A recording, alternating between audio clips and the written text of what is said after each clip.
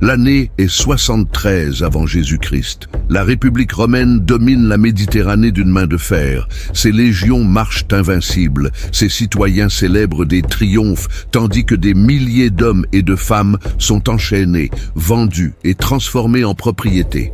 Dans les arènes disséminées à travers toute l'Italie, le sang coule comme du vin bon marché. Et la foule applaudit chaque coup mortel comme s'il s'agissait d'un spectacle théâtral.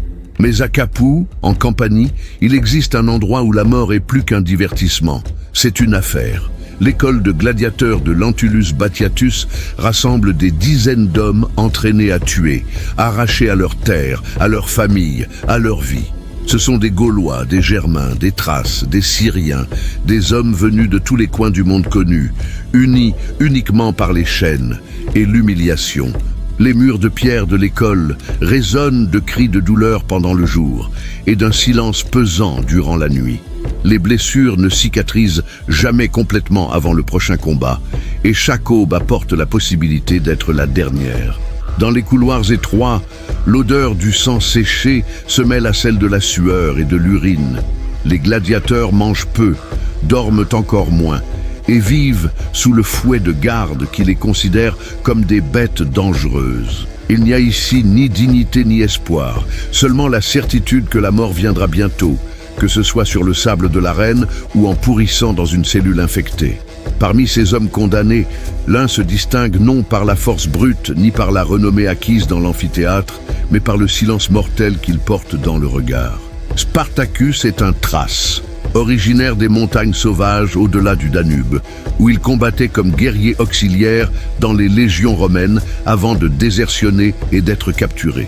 Sa punition fut la pire que Rome pouvait concevoir pour un soldat déserteur, être vendu comme gladiateur, forcé à divertir ceux qui l'avaient jadis servi. Il ne crie pas comme les autres, ne se désespère pas dans sa cellule, n'implore pas la pitié des gardes. Il observe, il attend, il calcule. Chaque mouvement des gardes est mémorisé. Chaque faiblesse dans les routines de l'école est notée mentalement. Chaque regard échangé avec d'autres gladiateurs porte le poids d'une conspiration encore muette. La nuit, lorsque l'école plonge dans une obscurité presque totale, éclairée seulement par des torches vacillantes, Spartacus reste éveillé, fixant les ombres au plafond de pierre. Il sait qu'il n'est pas seul dans sa fureur contenue. Autour de lui, des hommes comme Crixus, Enomaüs et d'autres partagent la même haine silencieuse, la même volonté de rompre leur chaîne et de goûter à nouveau la liberté. La tension grandit chaque jour comme une tempête qui se forme à l'horizon. Les gardes sentent quelque chose dans l'air, mais n'arrivent pas à l'identifier. Ils renforcent la surveillance, mais pas suffisamment. Rome sous-estime toujours les esclaves, croyant toujours que la supériorité militaire et la brutalité systématique suffisent à maintenir l'ordre. Mais il existe une limite à ce qu'un homme peut supporter avant de craquer. Et lorsqu'on pousse au-delà de cette limite des hommes entraînés à tuer, le résultat n'est pas la résignation, c'est l'explosion. Une nuit sans lune, où même les étoiles semblent avoir abandonné le ciel, quelque chose change. Un couteau de cuisine disparaît pendant le dîner. Une broche de fer utilisée pour rôtir la viande est cachée sous des chiffons sales. Des outils improvisés, des armes dérisoires aux yeux d'un légionnaire, mais mortelles entre les mains de gladiateurs désespérés. Spartacus rassemble ses hommes de confiance en chuchotements rapides. Chaque mot porte le poids d'une sentence de mort s'ils sont découverts. Le plan est simple parce qu'il doit l'être. Attaquer les gardes pendant le changement de garde, quand ils sont les plus relâchés, leur voler leurs armes, ouvrir les cellules et s'enfuir avant l'arrivée des renforts depuis Capoue. Il n'y a pas de place pour l'erreur, pas de plan alternatif. C'est la liberté ou la mort. Et pour ces hommes, les deux valent mieux que de continuer à vivre comme des bêtes en cage. La dernière image avant le chaos est celle de Spartacus, aiguisant une lame volée contre la pierre rugueuse du mur de sa cellule. Le son métallique résonne doucement, presque imperceptiblement. Mais il porte en lui la promesse de sang versé et de chaînes brisées. Ses yeux reflètent la faible lueur d'une torche lointaine, et en eux brille quelque chose que Rome n'a pas encore reconnu, la détermination d'un homme qui préfère mourir debout plutôt que vivre à genoux. La révolte va bientôt commencer, et avec elle, le pire cauchemar que la République romaine affrontera sur son propre sol. L'aube n'a pas encore tout à fait percé lorsque le premier cri déchire le silence de l'école de gladiateurs. Un garde tombe, la gorge tranchée, le sang jaillissant sur les pierres froides, tandis que ses yeux écarquillés tentent de comprendre ce qui vient de se produire. Il n'y a pas de temps pour donner l'alerte, pas de temps pour réagir. Spartacus surgit des ombres, tel un orage de fer et de fureur, le couteau de cuisine planté dans le dos d'un autre garde avant même qu'il puisse crier. Autour de lui, des dizaines de gladiateurs bougent avec une synchronisation mortelle.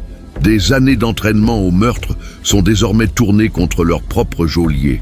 Les broches de fer percent les ventres, les chaînes servent d'étrangleurs, les poings aguerris dans d'innombrables combats broient des crânes contre les murs. C'est un massacre silencieux, rapide, brutal.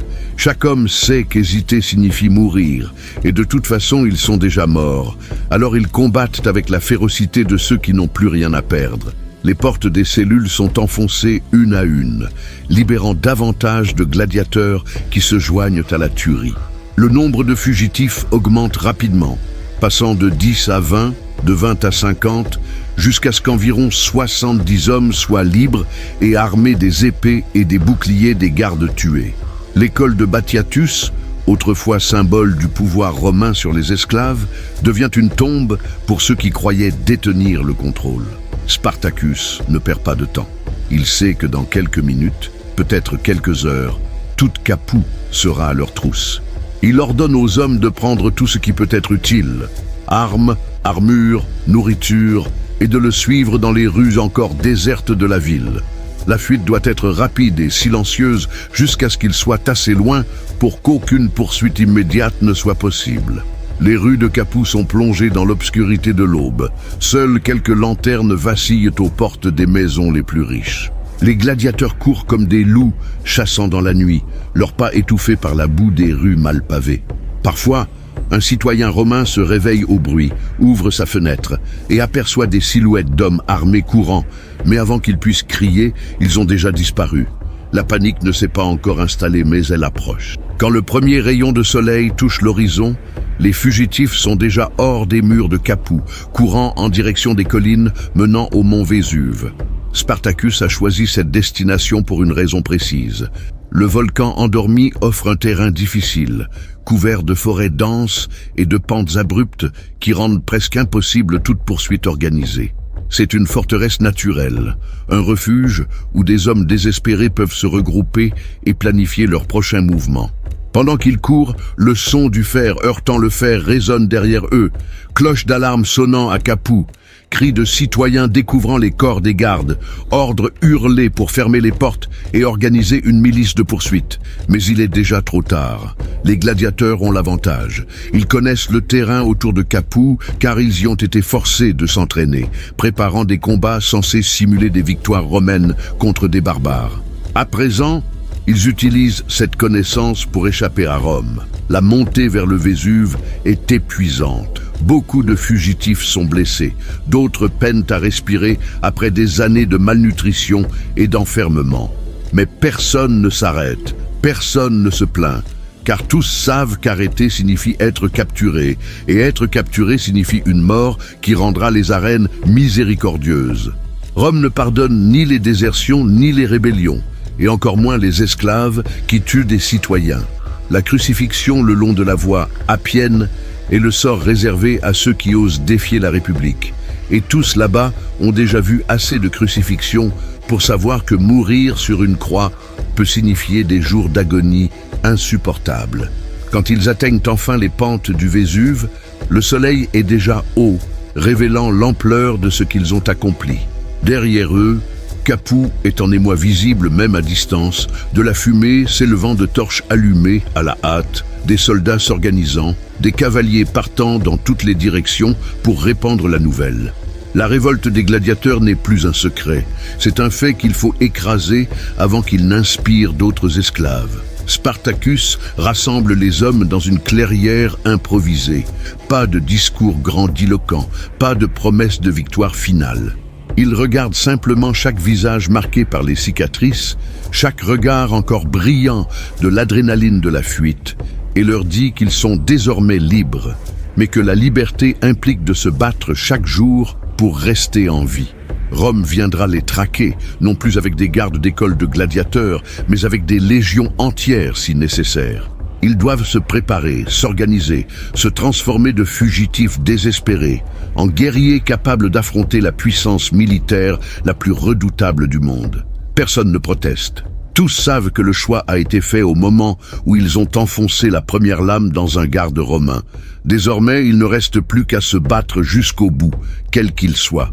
Le mont Vésuve, silencieux et imposant, devient le berceau de quelque chose que Rome ne comprend pas encore. Non pas une simple évasion d'esclaves, mais le début d'une guerre qui ébranlera la République elle-même. Les pentes du Vésuve n'offrent aucun confort, seulement la survie.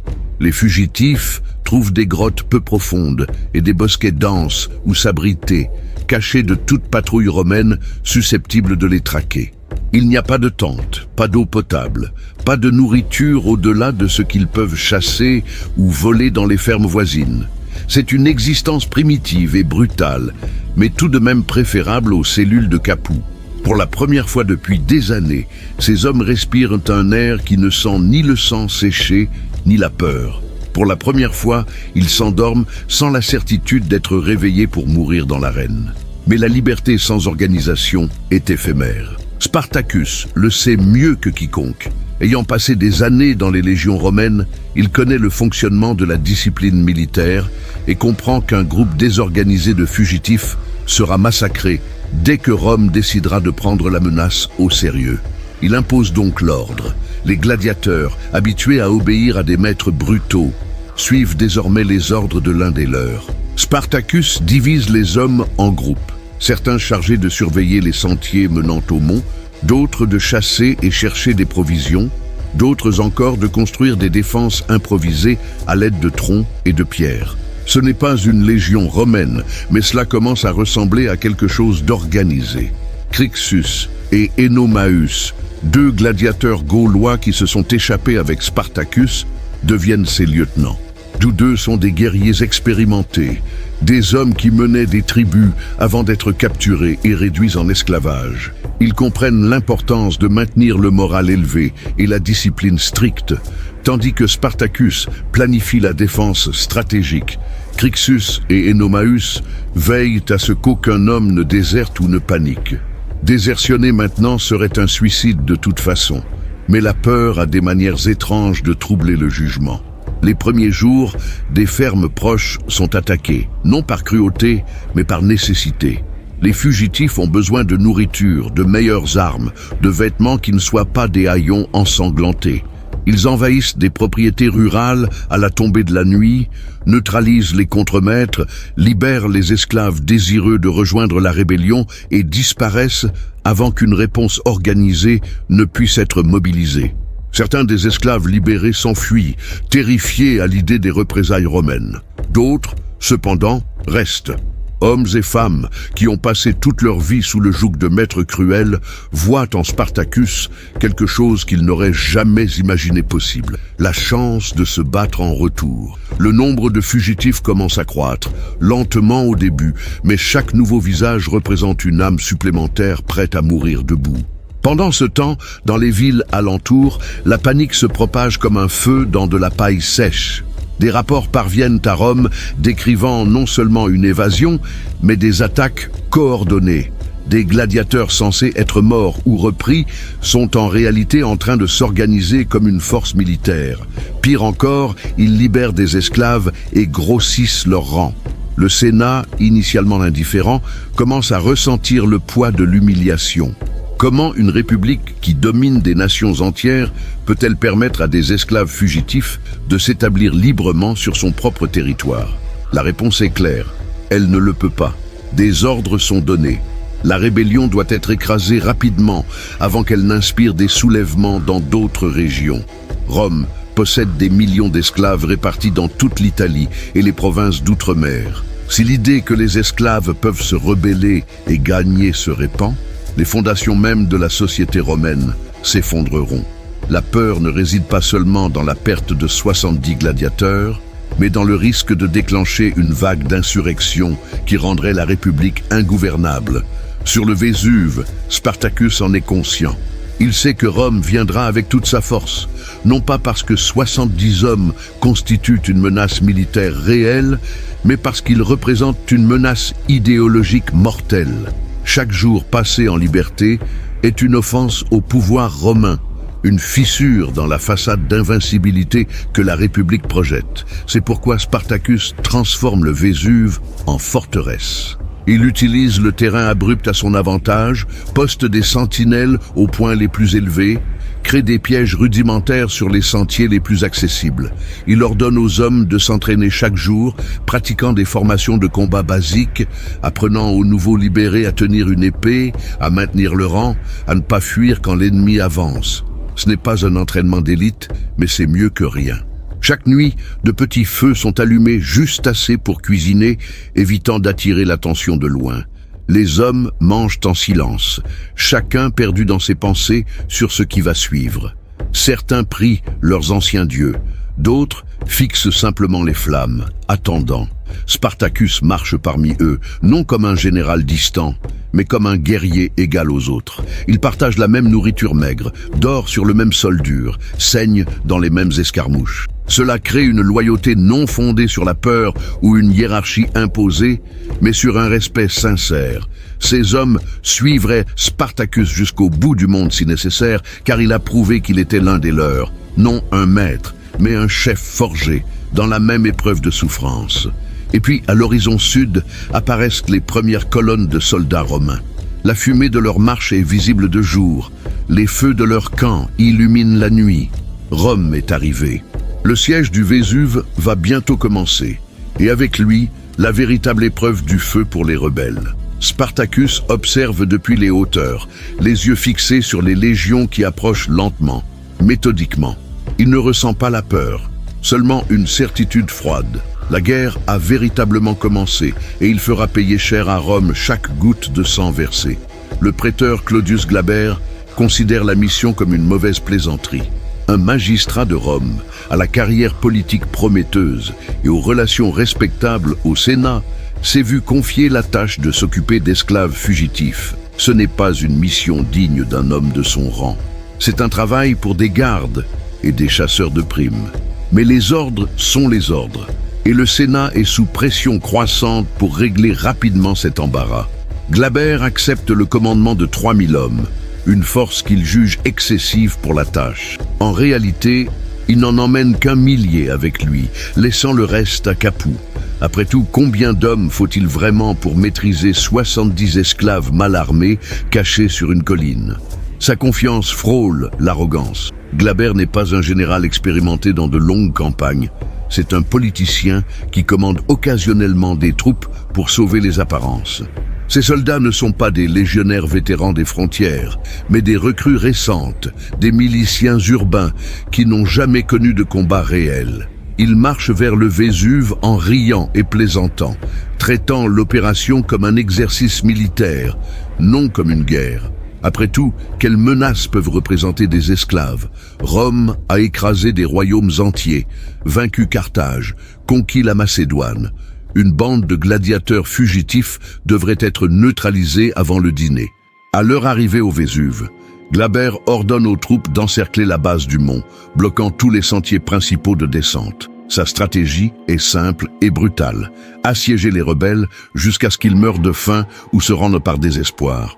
Pas besoin de combat direct, aucune raison de risquer des pertes quand le temps fera le travail. Les soldats établissent un camp, dressent des palissades basiques, allument des feux et attendent. Glaber s'installe confortablement dans sa tente, buvant du vin tout en dictant des rapports à envoyer à Rome, décrivant comment il dompte la rébellion avec l'efficacité caractéristique des forces républicaines. En haut du Vésuve, Spartacus observe tout cela. Il compte les feux ennemis, estime le nombre de soldats, évalue les positions des camps. Il remarque que les Romains se concentrent sur les sentiers évidents, ceux qu'un fugitif utiliserait normalement pour tenter de s'échapper. Mais il y a un versant du mont que les Romains ignorent totalement. La pente abrupte à l'ouest, rocheuse, couverte d'une végétation dense, presque verticale à certains endroits.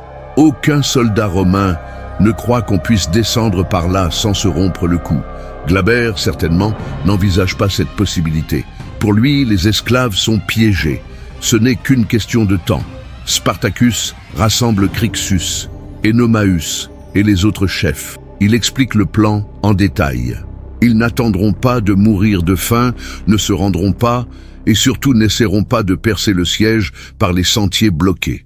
Au contraire, ils feront l'impensable, descendre la pente ouest à l'aide de cordes fabriquées avec des lianes. C'est dangereux, probablement suicidaire, mais c'est inattendu, et la surprise est leur seule chance contre un ennemi numériquement supérieur. Les hommes se mettent immédiatement au travail. Des lianes sauvages sont coupées en grande quantité, tressées et entrelacées pour former des cordes épaisses et résistantes. Ils testent leur solidité en y attachant de lourdes pierres et en tirant, s'assurant qu'elles supporteront le poids d'un homme armé. C'est un travail lent et méticuleux, effectué en silence pour ne pas alerter les sentinelles romaines en bas. Pendant 3 jours, les rebelles préparent tout cela tout en donnant l'impression d'être désespérés et encerclés. Ils allument des feux visibles la nuit, crient occasionnellement comme s'ils se disputaient entre eux, créant l'illusion d'un chaos interne. Glaber et ses hommes observent, satisfaits, convaincus que le siège fonctionne. Des rapports parviennent à la tente du préteur, affirmant que les esclaves semblent au bord de l'effondrement, se disputant une nourriture rare. Glaber sourit, certain que dans quelques jours, il recevra une reddition inconditionnelle ou ne trouvera que des cadavres en montant sur le mont. Il ne se presse pas. Il laisse ses hommes se relâcher, autorise des tours de garde moins rigoureux. Après tout, les rebelles n'ont nulle part où fuir. La 3e nuit, Spartacus donne l'ordre.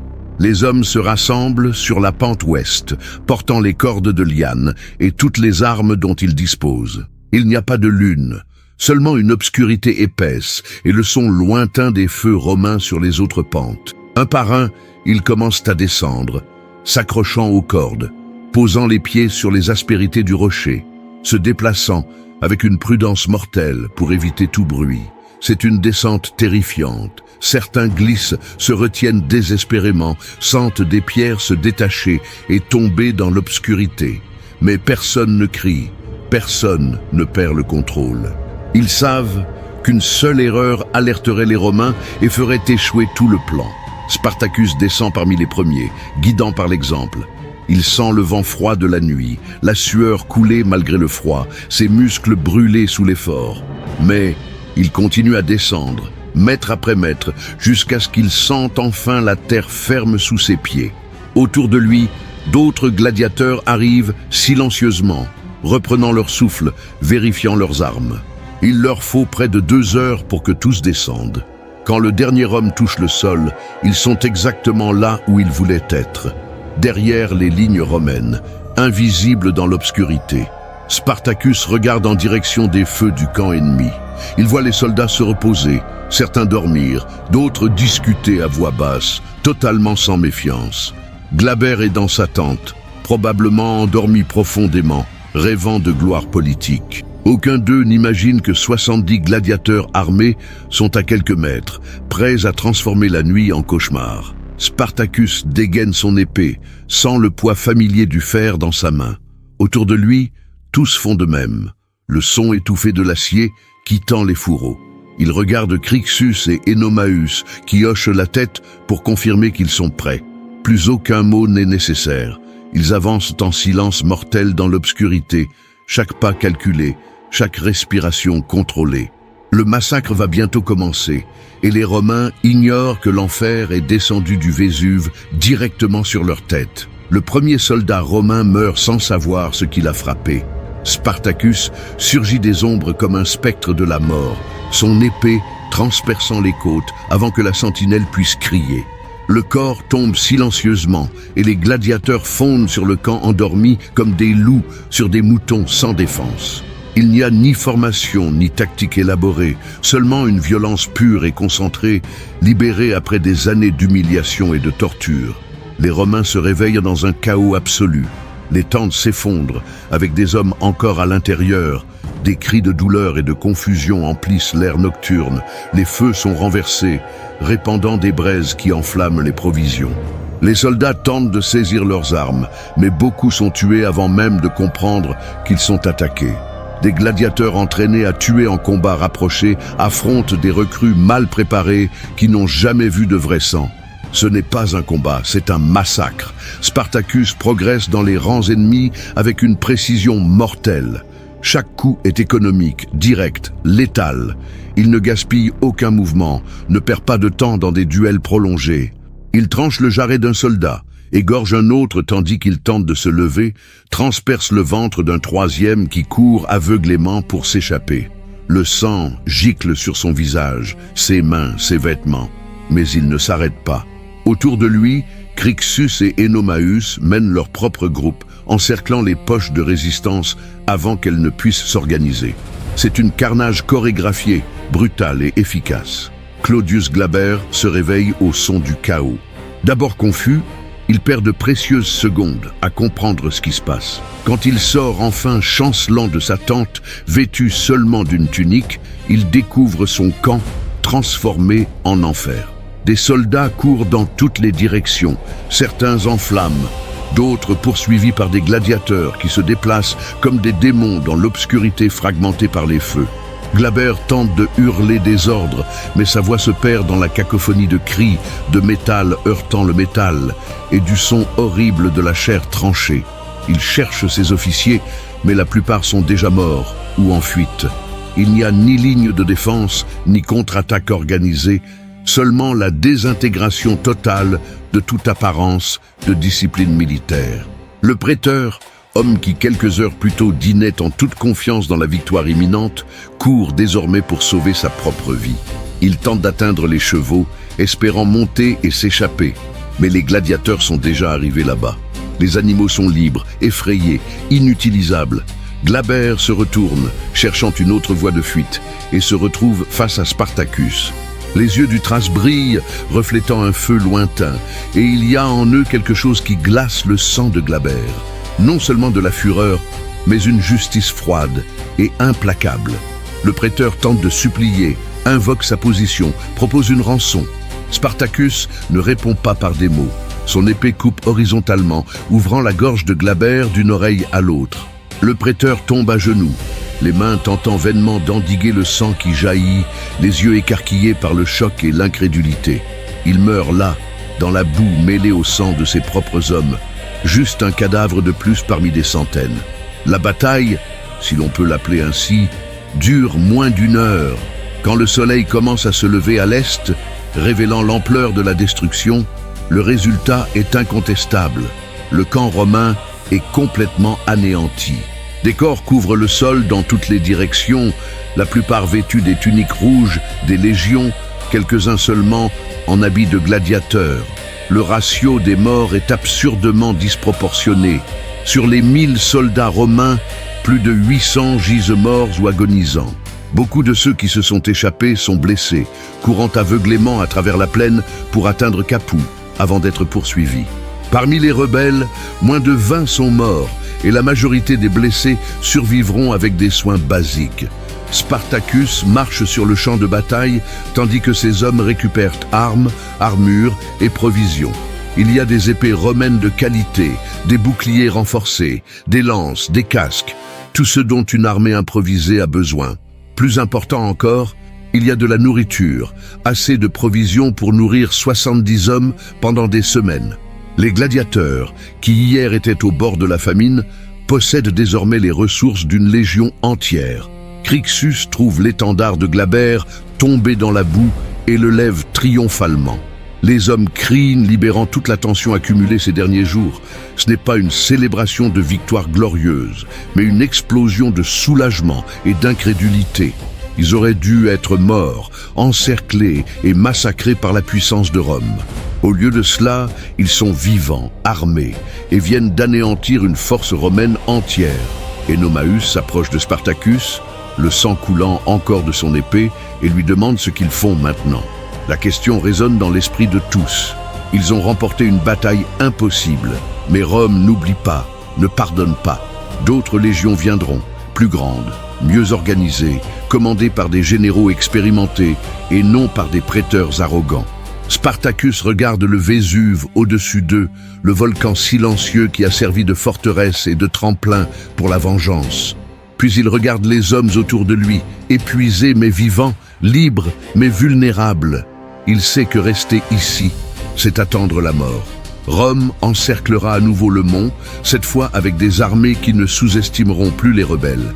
Il prend alors la décision qui va tout changer. Ils ne se cacheront pas, n'attendront pas. Ils attaqueront, libéreront davantage d'esclaves, grossiront leurs rangs, transformeront une fuite désespérée en guerre totale contre Rome. Les hommes se regardent les uns les autres, assimilant les implications. Il ne s'agit plus de survie individuelle, mais de porter le combat aussi loin qu'il le pourra. Beaucoup mourront, peut-être tous finiront-ils par périr, mais ils mourront en combattant, et c'est tout ce que des hommes comme eux peuvent demander. Spartacus ordonne de rassembler tout ce qui a de la valeur et de se préparer à marcher avant l'arrivée des renforts romains. Il n'y a pas de temps pour un repos prolongé, pas de temps pour enterrer les morts. Pendant que les gladiateurs s'activent, le soleil se lève complètement, illuminant le champ de bataille d'une lumière dorée qui contraste grotesquement avec la carnage. Le sang brille sur les pierres, des corbeaux commencent déjà à tournoyer dans le ciel, et l'odeur de la mort se répand dans la brise matinale. C'est une image qui restera gravée dans la mémoire de tous les survivants. Le jour où des esclaves ont vaincu Rome sur son propre sol. Quand ils partent, ils laissent derrière eux non seulement des corps, mais un message. L'étendard de Glaber est planté au centre du camp détruit, entouré des cadavres d'officiers romains. C'est une déclaration de guerre, un avertissement pour toute légion qui viendrait après. Rome a appris une leçon douloureuse au pied du Vésuve. Des esclaves armés et désespérés sont plus dangereux que n'importe quel roi étranger, car ils ne se battent ni pour un territoire, ni pour des richesses, mais pour quelque chose que Rome n'a jamais compris, la liberté absolue ou une mort honorable, sans compromis. Le Vésuve a été témoin de la naissance de quelque chose d'inattendu. Une rébellion qui a commencé comme une fuite désespérée et s'est transformée en cauchemar militaire pour la République. Spartacus et ses 70 gladiateurs auraient dû être morts, mais au lieu de cela, ils marchent victorieux à travers les collines de Campanie, portant des armes romaines et une détermination qui fera trembler la République elle-même. La nouvelle de la victoire se répand plus vite que n'importe quel cavalier messager. Les esclaves, travaillant dans les fermes, entendent des murmures. Les voyageurs sur les routes racontent des histoires exagérées. Et à chaque récit, les détails deviennent plus impressionnants.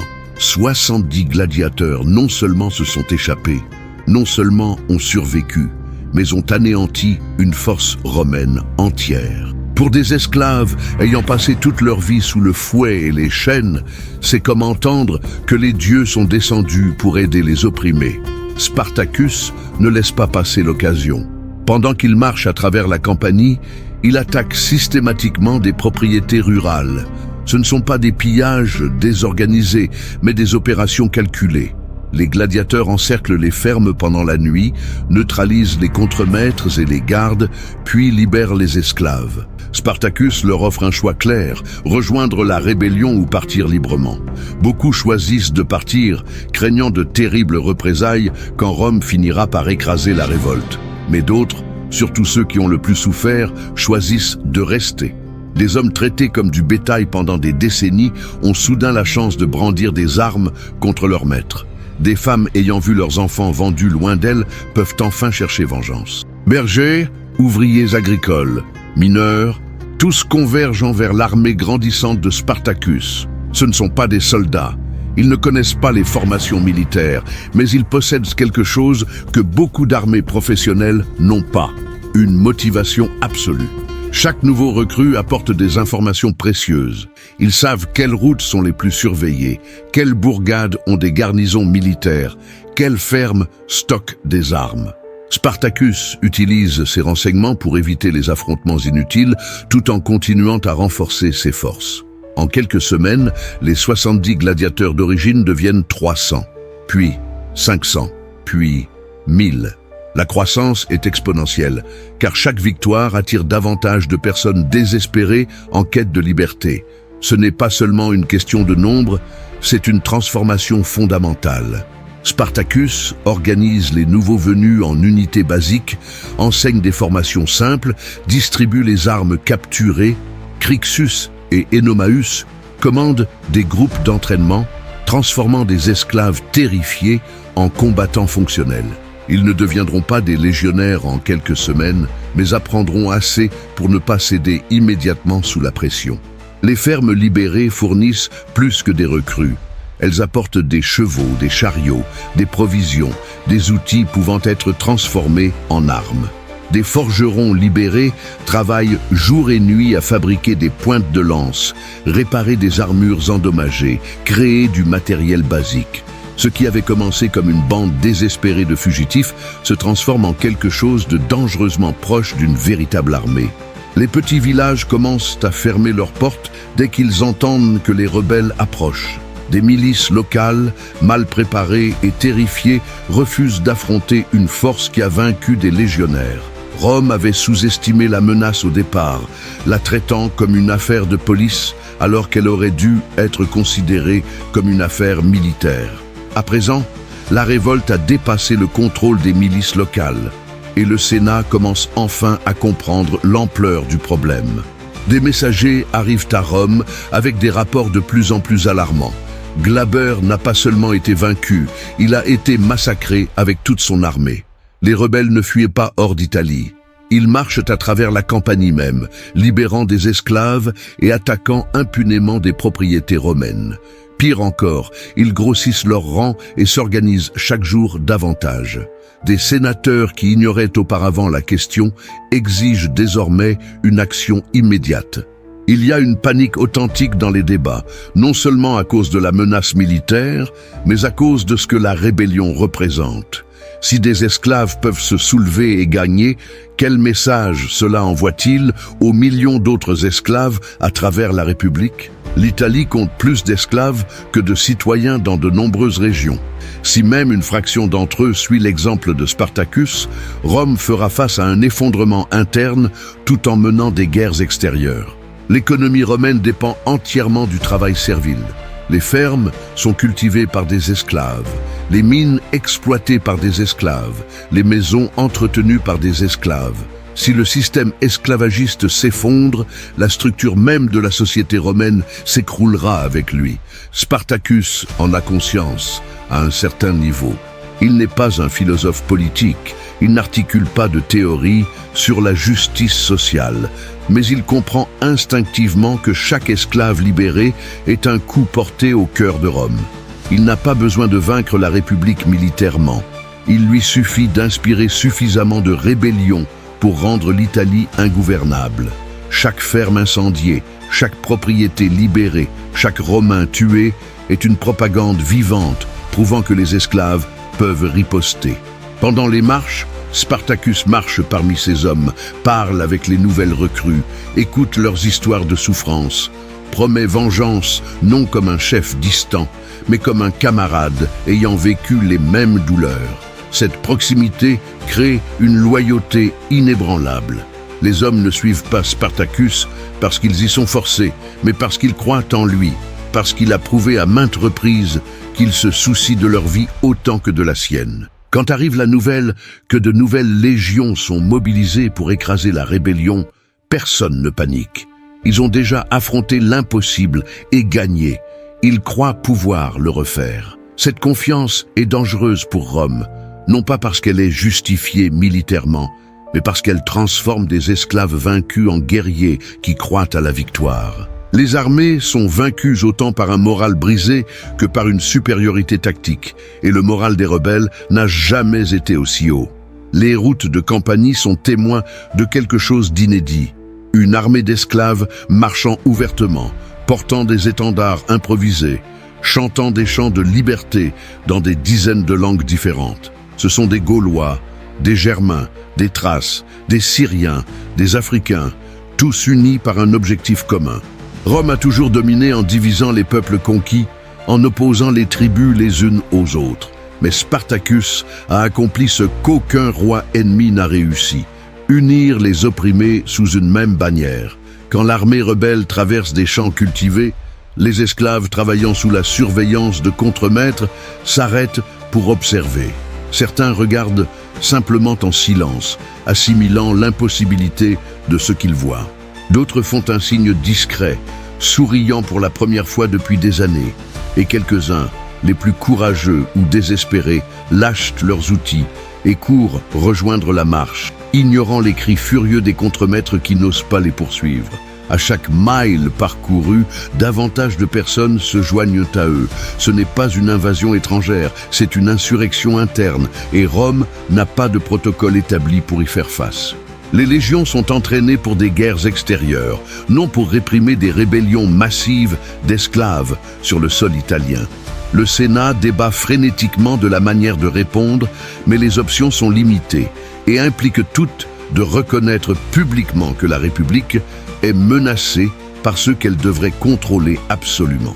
Spartacus établit des camps temporaires à des endroits stratégiques, toujours près de routes de fuite, au cas où il devrait battre en retraite rapidement.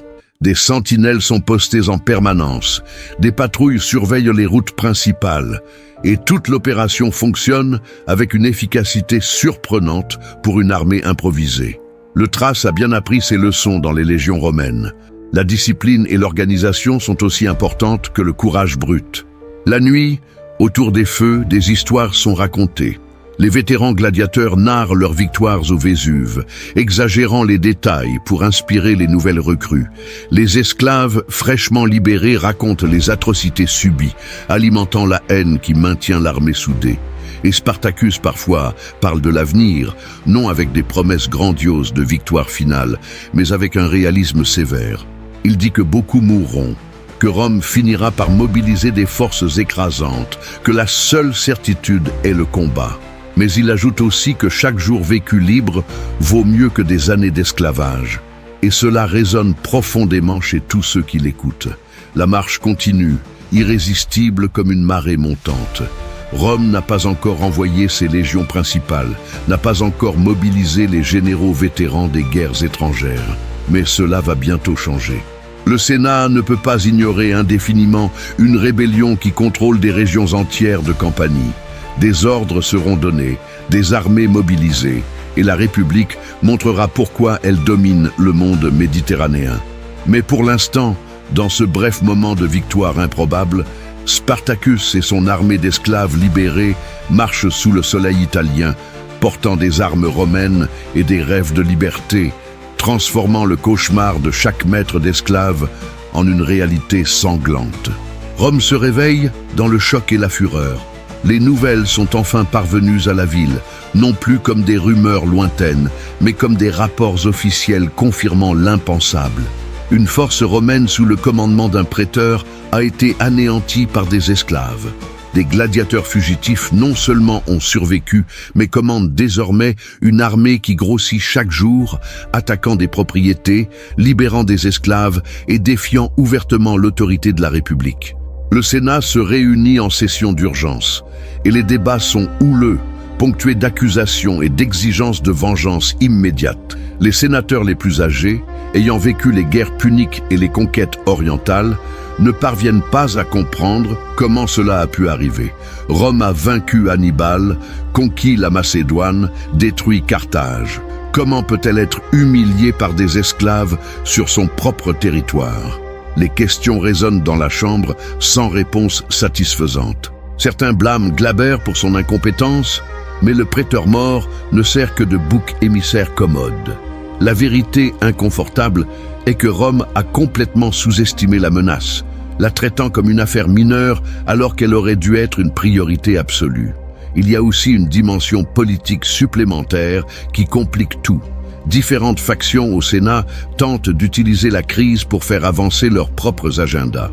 Les conservateurs exigent une réponse militaire écrasante immédiate, utilisant la rébellion comme justification pour renforcer le pouvoir militaire de généraux fidèles. Les populistes affirment que la révolte est le symptôme de problèmes plus profonds dans la société romaine, le traitement brutal des esclaves créant les conditions d'une insurrection. Mais quelle que soit la division politique, tous s'accordent sur un point fondamental. Spartacus doit être détruit et sa rébellion écrasée avec une telle brutalité qu'aucun esclave à Rome n'osera jamais suivre son exemple. Des ordres sont donnés pour mobiliser des légions supplémentaires. Des messagers sont envoyés convoquer des généraux de provinces lointaines. Des récompenses énormes sont offertes pour la tête de Spartacus, mort ou vif. Les milices locales reçoivent l'autorisation d'employer tous les moyens nécessaires pour contenir la rébellion. Et surtout, le Sénat ordonne que tout esclave capturé en lien avec les rebelles soit exécuté publiquement, sans procès, sans exception. Le message doit être clair. La rébellion signifie la mort, non seulement pour les chefs, mais pour tous ceux impliqués. Les rues de Rome fourmillent de rumeurs de plus en plus exagérées. Certaines versions affirment que Spartacus commande 10 000 hommes. D'autres disent qu'il possède des pouvoirs surnaturels accordés par des dieux barbares. Les citoyens romains possédant des esclaves domestiques commencent à regarder leurs serviteurs avec suspicion et crainte, se demandant s'ils ne complotent pas eux aussi. Les maîtres d'esclaves renforcent les punitions, espérant par la terreur préventive empêcher la propagation d'idées de liberté. Mais cela ne fait qu'alimenter davantage le ressentiment, créant un cercle vicieux où la brutalité engendre la haine qui finit par exploser en violence. Dans les provinces, la nouvelle se propage plus lentement, mais avec un impact tout aussi profond. Les gouverneurs provinciaux reçoivent des instructions pour renforcer la surveillance des populations serviles, réprimer durement tout signe de mécontentement. Mais il y a un problème logistique fondamental. Rome ne dispose tout simplement pas de suffisamment de soldats pour surveiller des millions d'esclaves répartis dans tout l'Empire. Toute la structure repose sur l'acceptation par les esclaves de leur statut, utilisant occasionnellement la violence pour maintenir le contrôle, mais incapable d'appliquer une force constante. Si les esclaves décident collectivement de se rebeller, les chiffres seront de leur côté, non de celui de Rome. Spartacus ignore les débats du Sénat, n'est pas au courant des détails politiques à Rome. Mais il n'en a pas besoin. Il peut voir les résultats dans les actions ennemies. Plus de patrouilles romaines sur les routes, des milices locales renforçant leur défense, des propriétés rurales abandonnées alors que les citoyens riches fuient vers des villes fortifiées. Chacun de ces signes confirme que Rome prend enfin la menace au sérieux. Et cela signifie que la véritable guerre approche. Il utilise sagement le temps disponible. Il continue à libérer des esclaves, mais désormais avec des critères plus sélectifs. Il recherche des forgerons, des charpentiers, toute personne possédant des compétences utiles pour maintenir une armée fonctionnelle. Il établit des camps plus permanents à des endroits défendables, construisant des fortifications basiques. Il organise un système d'approvisionnement, désignant des groupes pour chasser, cultiver des aliments à croissance rapide et voler des provisions dans les fermes abandonnées. Ce n'est plus seulement une bande de fugitifs, elle devient une force militaire durable. Les gladiateurs d'origine, vétérans de l'évasion de Capoue et de la victoire au Vésuve, forment un noyau d'élite. Ce sont des instructeurs, des chefs d'unité, les gardiens de la discipline. Spartacus les répartit parmi les nouvelles recrues, s'assurant que chaque groupe ait au moins quelques guerriers expérimentés. Cette structure empêche l'armée de se désintégrer en une foule désorganisée face à une pression réelle. Crixus et Enomaüs se révèlent des chefs inestimables, chacun commandant une aile de l'armée croissante, maintenant le moral élevé par leur leadership exemplaire. Il y a aussi des défis internes. Tous dans l'armée ne partagent pas la même vision. Certains veulent simplement accumuler des richesses pillées puis fuir hors d'Italie. D'autres désirent une vengeance sanglante contre tous les Romains, sans distinction.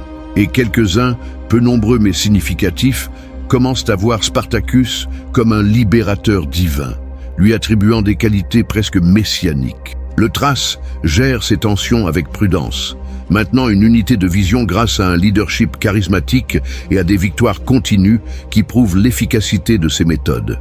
Il exécute publiquement les pillards qui enfreignent ses ordres. montrant que la discipline n'est pas optionnelle. Mais il partage aussi équitablement le butin, refusant tout privilège spécial, préservant ainsi l'image d'un chef qui sert ses hommes autant qu'ils le servent. Pendant ce temps, au Sénat, la première honte de Rome est transformée en une narration utile. Les politiciens affirment que la défaite de Glaber était une aberration, le résultat d'une incompétence individuelle et non d'une défaillance systémique. Ils promettent que lorsque de véritables légions commandées par des généraux compétents seront mobilisées, les rebelles seront écrasés en quelques jours. Cette confiance est en partie sincère, en partie une performance nécessaire pour maintenir le moral public. Rome ne peut pas admettre de faiblesse, surtout pas contre des esclaves. La République projette une image d'invincibilité autant comme outil politique que militaire. Admettre que des esclaves représentent une menace sérieuse reviendrait à reconnaître des fissures fondamentales dans la structure sociale. Mais dans des conversations privées, loin des oreilles du public, les sénateurs les plus expérimentés expriment de réelles inquiétudes. Ils comprennent que Spartacus a touché quelque chose de dangereux, non seulement militairement, mais idéologiquement. Chaque jour que dure sa rébellion est une propagande vivante prouvant que la résistance est possible. Chaque esclave libéré est une graine pour de futures insurrections. Et si Rome met trop de temps à écraser la révolte, ou pire, si elle subit d'autres défaites, l'effet domino pourrait être catastrophique. Les ordres sont accélérés. Des légions destinées à des campagnes en Hispanie sont redirigées vers l'Italie. Des généraux vétérans reçoivent des pouvoirs extraordinaires pour réquisitionner des ressources et recruter des troupes. La machine militaire romaine, si efficace pour conquérir des territoires étrangers, se tourne désormais vers l'intérieur, se préparant à écraser la rébellion interne avec toute la force nécessaire. Dans les montagnes de Campanie, Spartacus observe l'horizon. Il sait que la tempête approche, que Rome finira par mobiliser des forces contre lesquelles son armée improvisée n'aura aucune chance. Mais il sait aussi qu'il a déjà accompli quelque chose d'extraordinaire. Il a prouvé que les esclaves peuvent se battre, peuvent gagner, peuvent faire trembler Rome elle-même. Même s'il meurt demain, même si chaque homme de son armée est crucifié le long de la voie appienne, le message a déjà été envoyé.